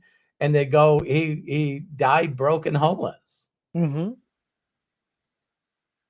And they're going like, you give so much credit to his thoughts in the book that you applied, but you never found out what he did. And that goes back to a lot of people with the false belief that because someone did something of greatness, that you look at the rest of their life and discredit what they did. That's mind-boggling to me. You don't have to like the person to learn from them. My mentor even said this to me, Bill, is he goes, for those of you that think that you're smarter than I am, he says, at least have enough common sense to learn everything I know and outwork me and make more than me. It's like, you don't have to like me. You don't even have to give me credit. But if you can't see the results that I'm creating, what the hell? You know what I mean? And it is bizarre that someone, like I'll send out something to someone and then someone will do their due diligence on them and then come back and tell me that they don't want to listen to this person because they talk themselves out of it. And my philosophy is, oh my God, the people that are know-it-alls right now are like the weirdest thing for me because someone said, I heard it over and over and over and over again that we brought up, what's his face? The guy that scandaled everyone. Matt, you said his name. I forget. Oh, Madoff. Yeah. Bernie Madoff. Bernie Madoff. Yeah. Bernie Madoff. I've heard numerous people say that because that happened, it creates awareness and that we'll probably never see that ever again. And then we had the guy from FTX make Bergdorf alone. not even a generation later. Yeah, a generation later, century this later. guy makes Bernie Madoff look like an amateur. He got, I mean, some of the most strongest people on the planet for investing, some of the biggest celebrities you could imagine, swindled everybody. And it's still the same thing. Got them to do commercials for him. But he did exactly he did the exact same thing Bernie Madoff did too. It's okay, you have no knowledge of this. I'm really good at this. So why don't you just trust me with your assets, right? Why don't you just trust my dream is going to work out? Yeah. Right. For you. And I think a lot of people don't have a purpose or they don't have a reason why. And so they just end up like trying a bunch of things, hoping that comfortability can be their why. Like financially, they'll get to a place where then they'll be so comfortable that then they don't need to seek that out, as if you haven't seen people be extremely wealthy and depressed and sad anyway. And that's for the same reason, because even though they have all these things, they don't have purpose. They still lack the thing that you feel the same about. Doesn't change how much they have or how little they have. It's very important to do that. And I think like when you see certain people fall for certain things, myself included, it normally is because of lack of self-confidence. Mm-hmm. And if you listen to somebody and you don't agree with them and you shut them off and you're like, I'm not listening to this person anymore, I still think that's lack of confidence. Yep. You'll see this with religious people too. They'll go, I can't listen to another religious belief. My religious belief says I'm not supposed to listen to anyone else. It's blasphemy. Right? And so you're locking yourself out to the wisdom of others, not for any other reason, but because some pastor or somebody told you that it was blasphemous. Right. Right. When the reality is like, there's so many areas and so many different things. There's people that are really not good people that have nuggets of wisdom that they might have used in their process. Yeah. That is beneficial to you. Even if it's I don't want to do that. That's a place not to go. Right. Right. Yeah. Well, we all like Breaking Bad and things like this. He sold meth, right? Like on Breaking Bad. We still watch it and we still enjoy it. We know it's a bad thing. We know it destroys communities and families and stuff. But, I don't know. It's entertaining to us, like you were The saying. Science So of Getting Rich talks about that, about the captains of industry and how they have developed to the point of where we are. And even though they may have had wretched lives or things like that, what they created for us to move forward was valuable. But we have to look at it as, okay, that was then. This is, now what we got to do is take what they've done and how do we make that better? Is maybe your purpose to share more of this side of it or share a better way of this side now that like you said, Matt, identified what the bad thing is.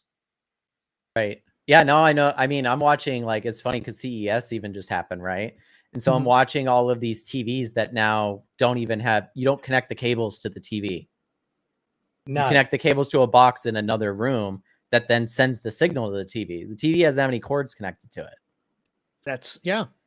And so you look at this stuff and you go, there's a lot of people that probably don't want to do that. Or there's a lot of people that will be like, well, I prefer it the other way, or whatever it may be. The whole like cable to streaming thing and all these other different kinds of elements. But like Dad, you were saying, they open up so many new opportunities. We're on here right now, basically doing like nothing that hasn't existed before. There's been shows like The View, or shows like, I could keep naming them, shows where people talk in a podcast like setting about subjects or about certain aspects of life. I liked a lot of the Charlie Rose stuff. But what's so interesting is that the barriers now for you to find your purpose and to pursue it are getting very, very slim, to the point that you're at some point going to have to really be good at keeping yourself in that top area and talking yourself out of doing it. Yeah. Because for me now, I've always wanted to make films and video games. As AI starts to get to the point that it's at, even right now, I'm looking at it and going, I have no excuse anymore. There's nobody that I'm going to go, hey, I have this idea for a script. And they're going to go, that's too expensive and too weird. We're not making that. It's not a Marvel movie. It's a no from us. Right. Or this is your first film. It's not going to happen. You need to do 5 other ones before you get to make that one. Right. I no longer have that barrier, and that barrier won't exist at all. So then when that barrier no longer exists, it's like, what is my excuse to not make things anymore? I can't step in front and go, I can't pitch this script around because I know no one would want to make it. And that's bullshit I used to tell myself all the time. Yeah. That's the way it used to be. Honestly, but my excuses are disappearing. And I'm now aware that I actually had them the entire time. There wasn't any barriers there in the first place, other than in my own mind. There's last year, Everything Everywhere All at Once won Best Picture. I love that movie. It's really fucking weird. You're capable of making that stuff nowadays. It's not extremely niche, but I told myself that it was, because the more I told myself, the easier it was not to have to find another mentor, not to have to go into the unknown, not to have to put myself out there. And it's so much easier to keep myself in that area that I'm used to, which honestly is what we're doing right now. I'm very used to doing what we're doing right now. Doing it for the last decade. Right. Yeah. So the one thing that I loved is all the awards that Beef got. You know what I mean? Love Beef. Beef was great too. And you know, here's this guy that, I forget what he was saying that he was doing a few years ago. It was like working at Costco or something. I forget what it was. Oh, he was an intern.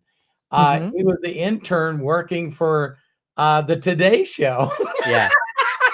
And so now the guy gets to walk on stage 3 or 4 times to accept awards.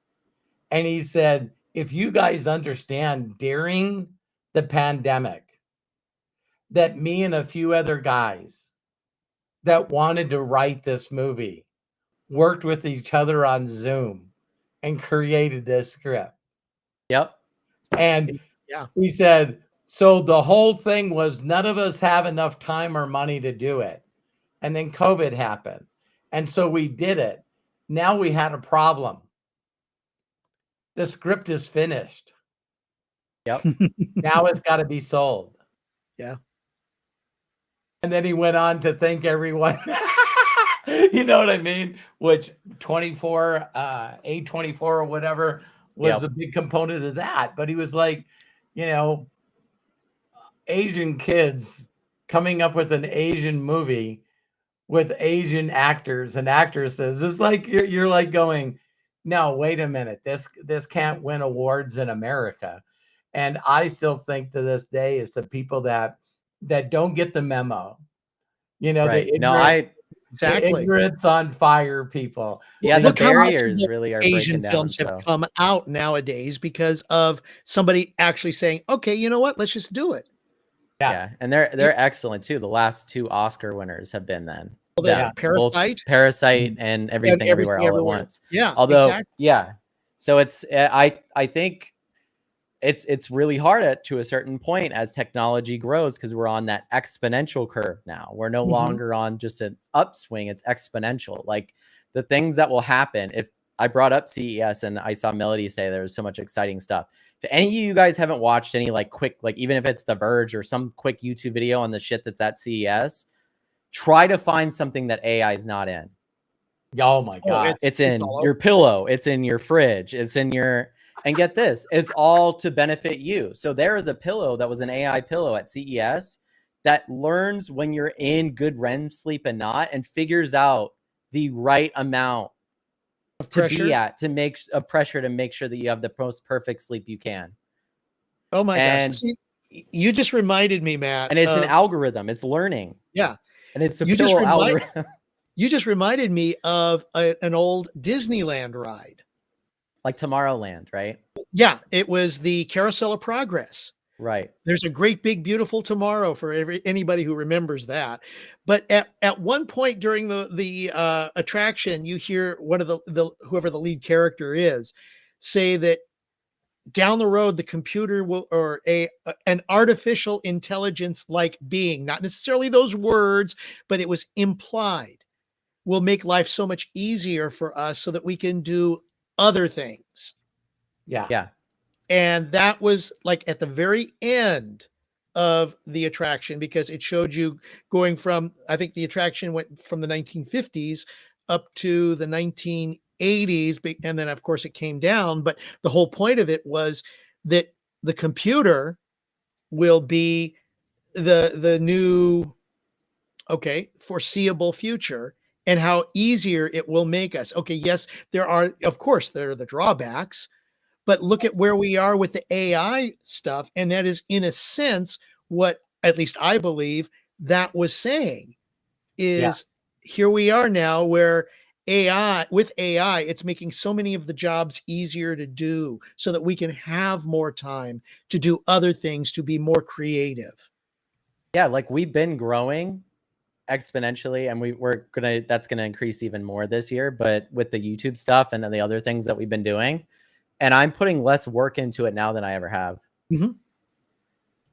I put in more work in the past and gotten less results because AI now is there to, I was even telling my younger brother this, right? Because anyone that hasn't really like fooled around with it, if you want to have a shift in your mind of the way that you feel about it, go download the ChatGPT app on your phone and fool around with it. If you're scared to do it, they're going to be talking to it in the next year, a couple years anyway. So you might as well start now. And I always use the reference of screens because I always think there's that moment where, and I've said this before, there was that moment where there were no screens anywhere. And then now it seems like they're everywhere. And that is because we've all gotten used to using screens. So we no longer use paper for like most things. It's like, okay, I go check out at the thing. I'm hitting buttons on a screen. I'm doing everything on a screen, and it's just you're being sent an email for the receipt. Exactly. So like now things have been simplified, and that's just going to continue to be the case. And if you look at CES and you look at where the world's moving, we had this exponential growth. And of course, some of it's marketing. AI, there's a large group of people right now that are going, AI is no different of a buzzword than cryptocurrency and NFTs, right? And these are the kind of like the naysayer type people that are going, this technology is not as big as you think it is. Yeah, except every single major corporation and country in the world that's of anything has all of their attention on it, because that just happens out of nowhere for certain aspects, right? Like the US government wasn't selling NFTs, right? They're not selling you cryptocurrency, but yet they're working on AI, and they've been working on AI. And so like when Craig, you say the the past stuff. This has always been a vision of ours. This isn't anything new. It's just we get to be the people that live in the reality of that vision. How fucking great is that? Oh, yeah. If you would have asked me 5 years ago, go ahead, Dad.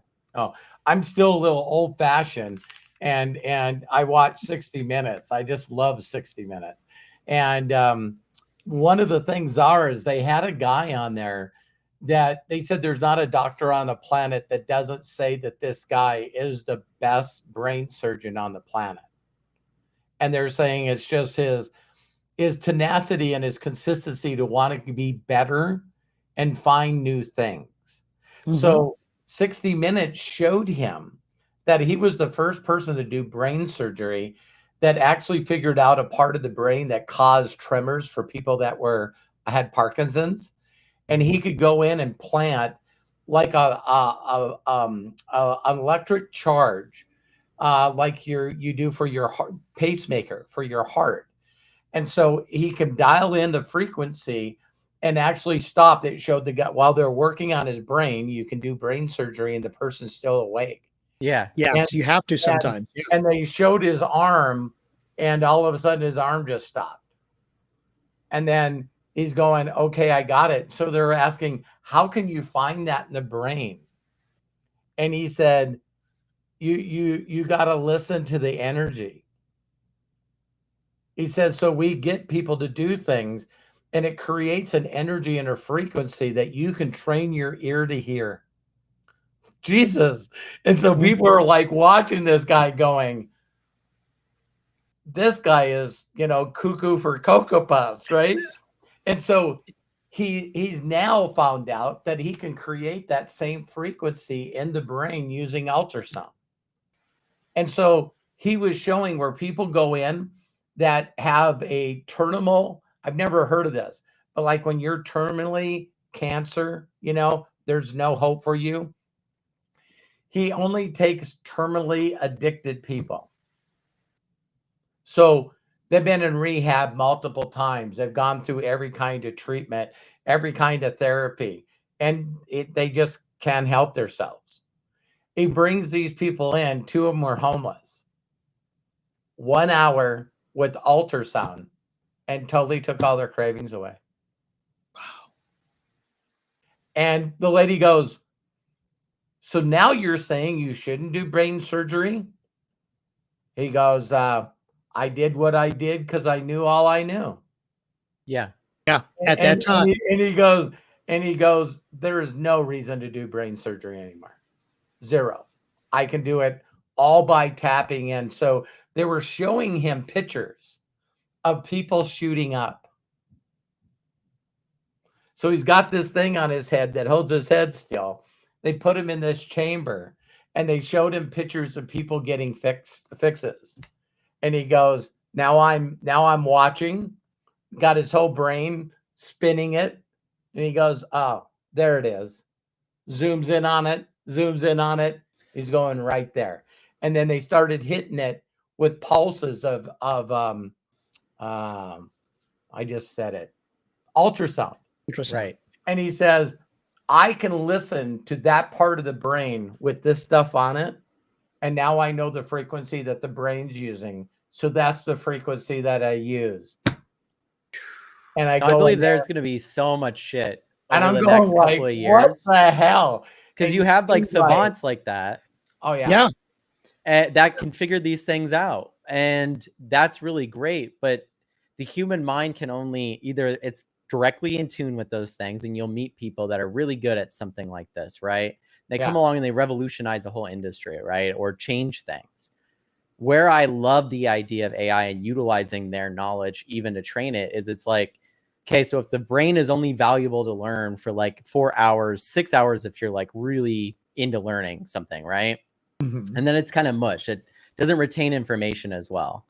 That means every single day out of 24 hours, 20 of the hours, you can't train it. And yet an AI could train constantly forever on all information. There's no limit to that. So you start to think as you start training it on all this information about the brain and about what he learned and teaches. And I believe, like, just like someone said in here too, even with the nano machine stuff, there's going to be so much stuff that's going to happen in the medical field this year and next year because of AI, that are just going to revolutionize how we live and how we deal with things. Everything will turn to like pre-done medicine. So like pre-reactive, as where now we normally react to something bad happening. In the future, the AI will determine when something's starting to go wrong and we'll deal with it then. So it's like going in and them going at stage 1, right? But we're talking about before it even got to stage 1. There's a lot of the markers that are out there that are still doing that, but as AI learns. Yeah, but you need the amount of money and the amount of machines and the amount of smart people you would need to pull that off. If you are a homeless person, you don't have the ability to do those things, right? Plus time. You know, when they were talking about mapping out all these proteins, they said, you know, if we understand every protein that's in the body, that then they can crisp and change that protein. You know, so people just don't understand that, you know, just the technology of people now using the AIDS virus and CRISPRing it, taking out the part that kills your immune system. Then they send the HIV back into the system and it goes directly to the brain cancer and kills it. So these are just a couple of proteins that they've been able to find that they're now changing. And they said that they knew based on science and not having the right computer speed. This is where we talked about the quantum computer, is that AI now is with quantum computers using AI, that they believe that by the end of this year, every protein in the body, that AI will have it all figured out. And they said if I remember this report, they said if it was manually done in our lifetime, it would never be done. No, I think they said the best calculation for us as human beings with the computers we have today, that we could figure out this combination in 700 years. That was it. Thank you. We are always the bottleneck to our own problems. And that's the thing, is that we always invent. We're very smart at invention. So we end up inventing things to push that bottleneck a little further, right? So it's like, okay, now we don't understand the brain enough, or we don't understand the body enough. MRIs now exist. Now we can look at areas that we couldn't as easier. That makes it a lot better, except you have to have someone that's trained in looking at those things to view it and go, and that takes decades sometimes of training to get to, and not counting work experience. Like the weather, the best people in radiology still have a 50% chance of missing it. Right. Exactly. No, and that's a huge 50%. And you're trying to but that's all we have, cancer? Right? I don't want those odds. Well, that's why it starts going into the realm of let's figure it out. And then you're doing blood panels, then you're doing all these other things. You're going to all these different specialists, because you're only able to cure yourself based off the knowledge of the other human beings you're putting yourself in the hands of. Yep. And if those people don't excel at their jobs and love their jobs, you might be screwed.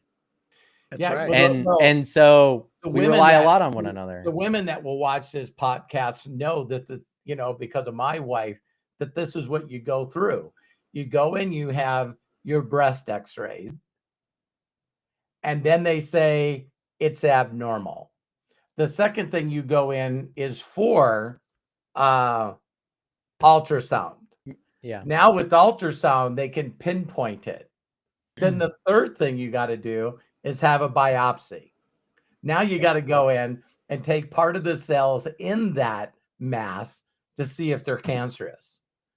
And they're saying that AI now can look at a model and go, yeah or no. Yeah, because they've seen this is one of those interesting things, right? If you had a human being that was an expert, and we're talking about those 4 hours, right, that you're valuable, and you're looking through pages and pages and pages of pictures of x-rays or MRIs and going, this is similar, this is similar. And then you get to the point where you are able to identify at that 50% by eye.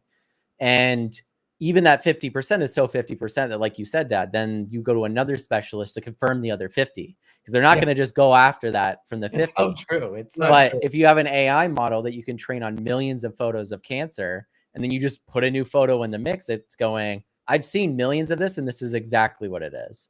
Yeah. And imagine how exponentially that will exist, because now you don't need specialists in those areas. You just need AI. So you go in, get your blood drawn, and this is going to get where it is. And I know this was about purpose, but we'll tie this in. But it's like, I knew exactly how to tie this in. Yeah. The point is that we're all going to live and have even better opportunities than anyone else had before us. We're going to live longer than any version of humanity before us.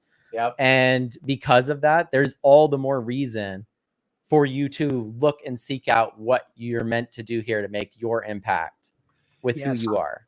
Here's the way I wanted to, you guys always know I love getting downloads and coming up with a closing statement.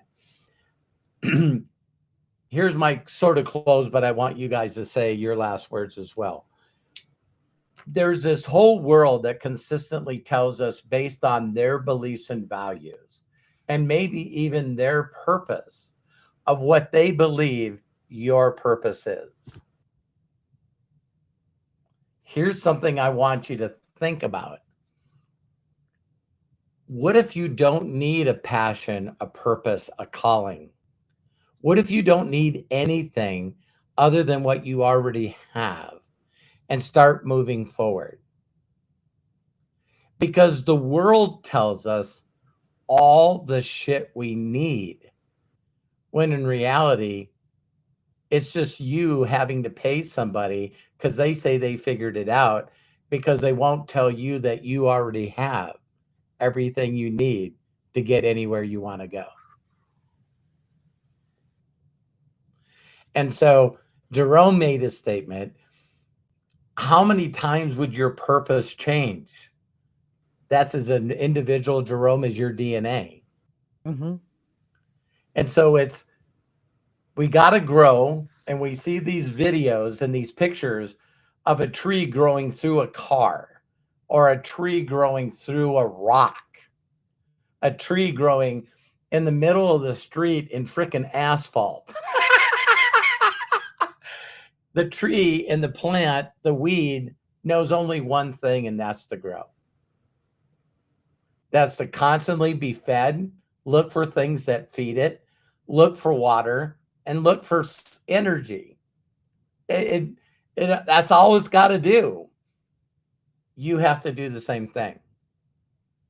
You have to constantly be in a conscious mind that you don't know it all, that you want to learn more. And then when you feel inspired, or something inspires you to go down a path, go down that path until you know it's not the path. But in my experience, all the things that I thought I had a purpose to do has led me to what I'm doing now. Mm-hmm. And now when I look back at myself, to stop from beating myself up, there's a lot of things that I could have did earlier in life that I'm doing now.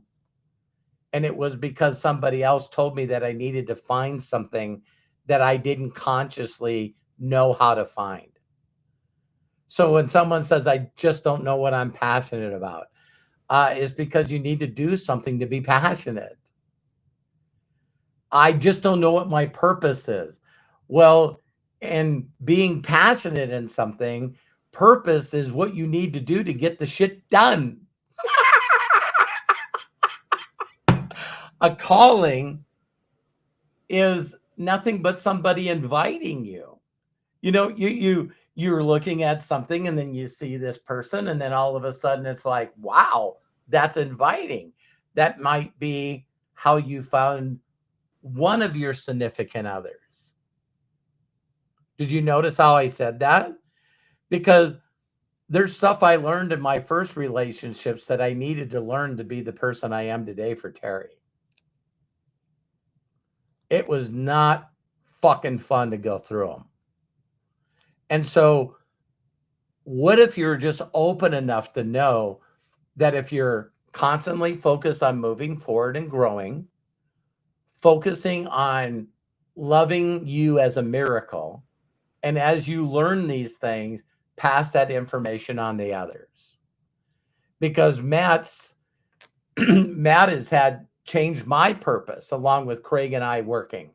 It's like when someone also all of a sudden tells you, you know, listen, Dad, maybe 3 years, 5 years from now, what if when you're reaching out to people, that money's not a thing that they need to solve? Shit, what are you talking about? And then all of a sudden, out of nowhere, Matt, I seen today that the IRS actually got told by both parties in Congress that they needed to reintroduce the child credits. Why is the government right now before a major election trying to put money back in people's pockets? Because they did it during COVID and people got used to it. So then I sent another part of 60 Minutes to Craig and Matt, and now there's 65 million square foot of office space in downtown New York that's not being filled. And the people that own all these buildings are going, they're not coming back. They're not coming back. And you're like, what? And he goes, people don't even understand that they lease property. They don't own the building. So you always get a lease for a couple of years because you don't know if the business is going to be the same. And now interest is high, and people after COVID want to stay home. It's not coming back. So when you got the biggest real estate investors and owners in New York City, the biggest city for business in the world as far as networking, and these people are trying to figure out how to reinvent their space and buildings so they don't lose them. And they know it's not looking for a business owner. So yes, Jerome. Yes, everyone that's listening. Do I feel like I'm on my right path? Is as long as the stuff I'm learning can give me evidence that it's working for me and my family, then I believe that that information and wisdom shared with others can help them on their path when they decide to choose it. Matt, Craig? Excellent. I got nothing, Robert. You just summarized everything. Yeah. I agree. You definitely did. I was just gonna say, like, exactly what you're saying, Dad. You have to like listen to that whisper, everybody. Like, you really do. Yes. And as that becomes more and more of a shout, as things get easier, I love that you brought up the whole office thing, because the interesting thing about awareness, and Melody even brought it up, how important awareness is. But when you become aware and you start looking around, you go, oh, everyone's preparing for this. Yeah. Isn't that odd how it's just happening that way? And yet maybe you're not. Maybe you're like, oh, I'm still going to be doing the same thing in 5 years. Maybe not. Maybe not. Maybe you had a purpose before. Maybe it's time to find a new one because the world's changing. And that might be scary for a lot of people, but man, I can tell you that there's way more people that are waiting for this moment and have been waiting for this moment. Yeah. The freedom and all of those things that will exist for you to go out and pursue and change the world the way that you were meant to, and to get rid of a version that kept you from that constantly, that worked you and kept you in the same position, that kept us all kind of stagnant for a while, right? Yeah.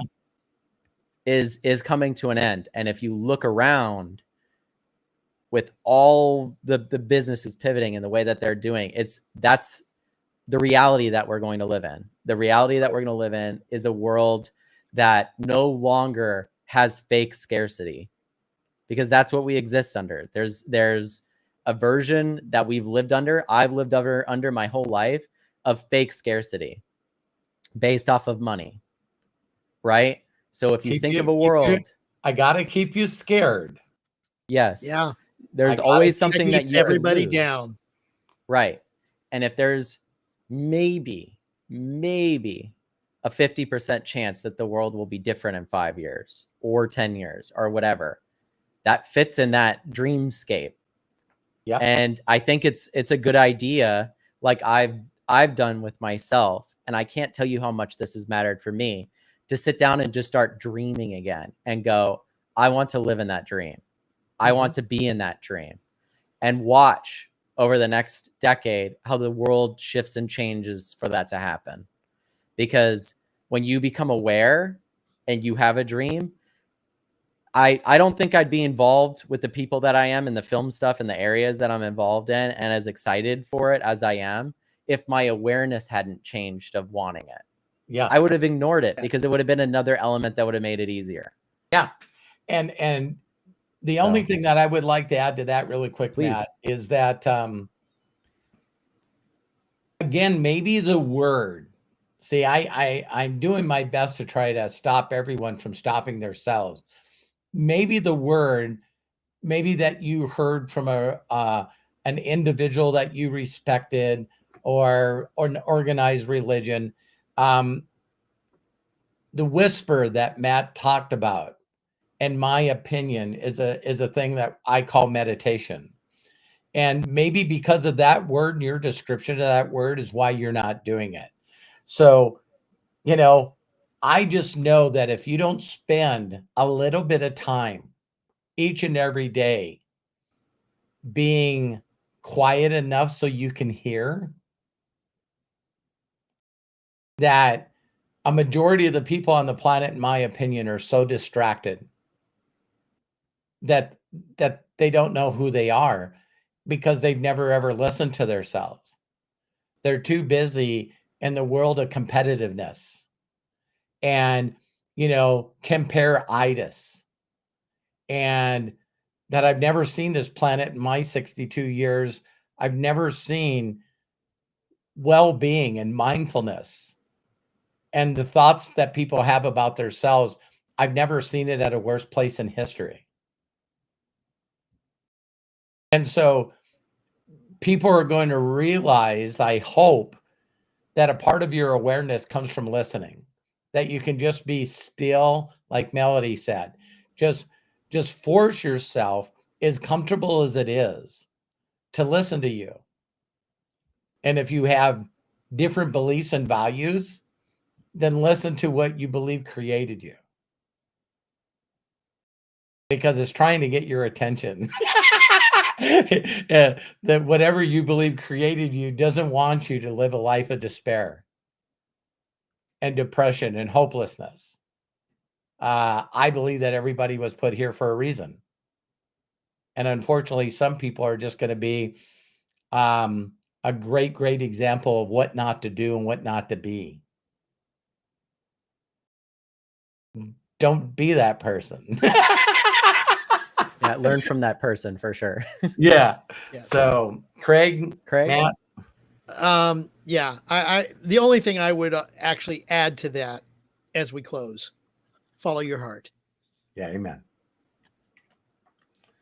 Beautiful. Learn to love yourself. Learn to love yourself. Yes. So yeah, you got to give yourself some things to love, and that requires exactly what you're saying: awareness, thinking, and taking the time. And we've gotten so used to that time not only not being important, but people going, you don't need that. You don't need to do that. And it's like, there's no great thinker or anyone that's accomplished anything that hasn't taken that time to themselves to think about it, from Walt Disney to anybody. Exactly. You need to sit down and get connected to that creative part of yourself, because it's in every single one of us. And if I have a last statement, I would just say, I can't wait to see what you create with that. Amen. Yes. Yes. Yeah. If you don't know what your purpose, passion, and calling is, why don't you ask yourself? Why don't you ask whatever you believe created you? Why are you just walking around in no man's land? What someone said today, that they finally understand what the song from the Beatles, a nowhere person and a nowhere land. Nowhere man. Nowhere man. Yep. Nowhere to go. Yeah. Oh yeah. Yep. Wow, that came out of nowhere. Living in his nowhere land, making all his Yeah. nowhere plans for nobody. All right. Love you guys. Great. Thank you guys so much. Thank you. Okay, ladies and gentlemen, you can follow Robert at roberthollis.com. You can also follow Robert on YouTube at roberthollis.com/YouTube, on Instagram at instagram.com/official Robert Hollis, on TikTok at tiktok.com/@real Robert Hollis. Please don't forget to like and share this video on YouTube and share it with others. It will help us grow our community and reach those with ears to hear. Our schedule for every day, Monday through Friday, is at 12 p.m. We have something going on. Sunday through Friday, going live with Robert Hollis, where he shares personal thoughts with you every single day. Then there's Ask Me Anything, where you get the opportunity to ask Robert a question. That's why we call it Ask Me Anything. That's on Saturdays at 12 p.m. Pacific. Of course, there's the How Do You Know That podcast, which we just are wrapping up here every Wednesday at 1 p.m. Pacific. On Thursdays, and you got to join the inner circle. And that's, you can very easily do by clicking on the join button down below or going to roberthollis.com/join. We go into more depth on Thursdays at 3 p.m. Pacific with our breakthrough sessions, which we've kind of alluded to during this podcast. So please join us there. Thank you, and shout out to our executive producer and visionary, Matt Hollis. Matt, bless you, and thank you so very much for being our foundation. And of course, Robert Hollis, bless you, my friend. Thank you for sharing your wisdom, your guidance, your knowledge with all of us. And thank you for joining us each and every time we have our lives, our presentations, our videos, and everything like that, all the content. We appreciate your support, and we're going to do this more for you. So please be good to yourselves, be cash, and until next time, bye-bye. Thank you, everybody. Can't wait for tomorrow's inner circle. I mean, we're going to help people find their purpose. I cannot wait for tomorrow. So thanks, everybody. See you next time.